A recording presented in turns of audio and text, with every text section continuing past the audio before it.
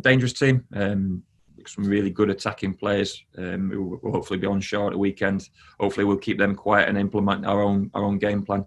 A difficult team to prepare for, and that's no disrespect to Oldham. They've probably been a little bit inconsistent so far this season, but I've just touched upon it there. They've got some fantastic players for this level.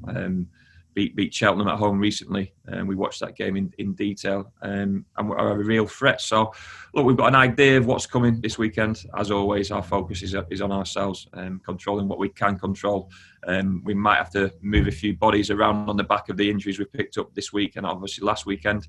But a game which is the first of two home games, and we know what our target is. It's to win them both. You talked about, obviously, it's hard to plan for a team like Oldham, but they have got some superb players. Conor McAlhaney, who's played in the league above, and obviously a youngster in Zach Durnley, who has been scoring goals quite a lot this season. Yeah, look, those are individuals in amongst a good collective team. I think a couple have been away on international duty, a couple have struggled with injuries. They've obviously had a situation with COVID up in the northwest as well. So they've probably not had their strongest team out often enough this season. There's a few faces we know from playing against them in recent seasons, but 19 new signings. It'll take time for a new manager and that group of new players as well. So they'll need time to bed in and find a system. But I don't want to talk too much about the opposition. I can't control that. All we can be is aware of them. But we've got to back ourselves in terms of what we do at the park. Going back to Tuesday's win against West Brom, I know you were disappointed about the opposition, but has anyone from our side impressed you enough to be given a chance on Saturday that you might necessarily not have given a chance to? Well, first and foremost, you can't give a chance if they don't quite merit it. You've got to look at the players in the shirts already who are performing really well. It's just been ready. The news from Tuesday night was that group of players, whether they be senior or even younger ones, looked ready for the first team action, and they'll need to be ready because we've got so many games in quick succession. We don't expect to have to change too much apart from the lads who've been struggling with injuries this weekend. The rest are in relatively good form, and we're always looking for improvements.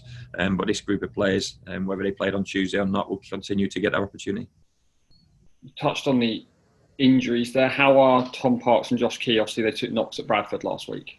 They're sore. They've not been with the group as yet. We're still 2 days out, but I would imagine Saturday will come a little bit too soon for both of them, which is a shame because they're both desperate to play. But they're both significant bangs. Obviously, one against the opposition player and one against the post. But we can't put them at further risk with so many games to come. If it was the last game of the season, we might be able to wheel them out there and get them on the pitch. But then you risk having to change the dynamic of the team early on if one of them re-injures themselves or gets another impact injury on the areas which I saw already. So I'm just pleased that neither of them have seemed to have picked up long-term injuries. And when you saw Josh Key's collision with the post, we feared the worst. And obviously for Tom to come off at half-time, he's a tough boy. But that shows how much pain he was in as well. So touch wood, they're not long-term, but Saturday might just come too soon. And obviously on the back of losing Ben Seymour for maybe 10 days, 2 weeks on Tuesday night, that's a few bodies we're without this weekend. And obviously, I know I ask you every week, but I know the supporters are quite keen on the goalkeeper situation. Are we still a few weeks out from seeing either Lewis or Johnny? Well, Johnny's outside training with the goalkeeper coach. He's not within the squad as yet, so it's controlled training. I think I said that where he started it last week. He'll probably have to bide his time in the next couple of days, and then he'll need a full week's training with the squad. We'll have to have a few phases or a few practice scenarios to get him exposed to match-like moments, which are totally different for a goalkeeper compared to outfield players. So we'll have to expose him in the next sort of week or 10 days. And in the meantime, obviously, Yockel's loan will continue to get extended. I want to ask you now, obviously, about the new league regulation, which was brought in this week, about the 5 substitutes. From what you were saying previously, I'm guessing that's not something you're too keen on. No, I was against that. I told the club to vote against it. 5 substitutions is too many in a competitive fixture. For 2 teams to be able to 10 players from his starting lineup is too big a change. It takes it back to pre-season football, disjointed football which loses any intensity in terms of what might happen with the changes, and start-stop nature of games. We're struggling as it is to get the I follow numbers where we want them to be. I certainly wouldn't be paying to watch a certain type of football, which is just stop-start. And every time the ball goes out of play, you see the fourth officials board up in the air, and the potential to make 5 changes. It's too much. Play 3 games of 5-a-side if you want to make those changes. And it's disappointing from my point of view, because they've made it a third of the way through the season. No problem if you're going to make a change, make it either at the start or certainly halfway, where it's an even playing field. Now there'll be a lot of clubs saying we didn't get the best possible opportunity to win that game in terms of the new regulations when we played a certain opposition. So it's a strange decision. We've seen the high-profile managers not moan, but put their point of view across, and everyone's reacted off the back of it. React earlier, i.e. the start of the season, or wait till a halfway point. So I've been disappointed with that decision. I know it very much depends on the scenario at the time, but would you be inclined to just still use 3 and only use the extra 2 if you need to? No, we'll use it as best we possibly can. Every game's different. Every game requires a different aspect to be successful.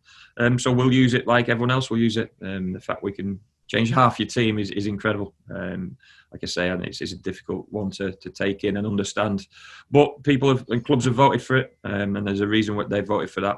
So we'll use that, and then we'll use as many subs as we feel we need to, and I'm sure our position will be the same. And finally, then, just want to talk about the under-16s winning the cup last night, 7-3 after being 3-1 down at half time. I mean, it just shows how brilliant our academy is, doesn't it? Yeah, incredible game to watch. You feared the worst at half-time in terms of how well Crewe had played, and looked a seriously good team. And then second half, we turned it around and we're unstoppable, really.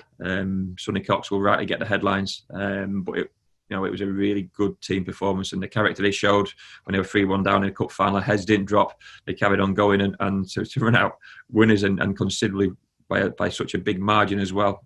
It's great to see, and it's another good group coming through.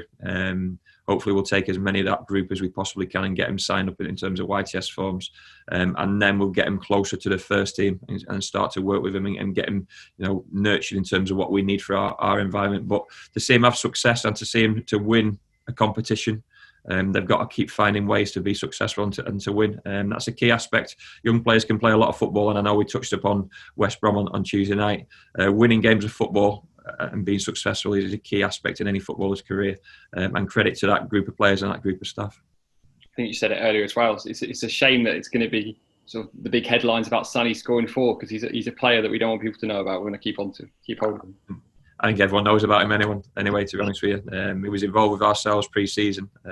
He's been involved with England or in and around that setup. The bigger clubs know about him, but if Sonny ever needs a better indication of where his future hopefully will lie, then he's got to look at the performances of a Category 1 Premier League team on Tuesday night, young players and our young players.